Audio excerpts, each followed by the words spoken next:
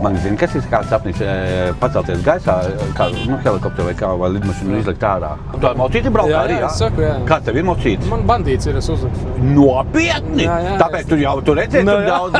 Tas savējies. Jā. Viņš dīzeli tēd, jā? Jā. Vispār furgoni jau benzīniem nav, vai ne? Nē. Kādreiz vecie tie zili bija. Jā? Tie bija uz benzīnu. Un elektriskajā jau vilcēja arī. Aha.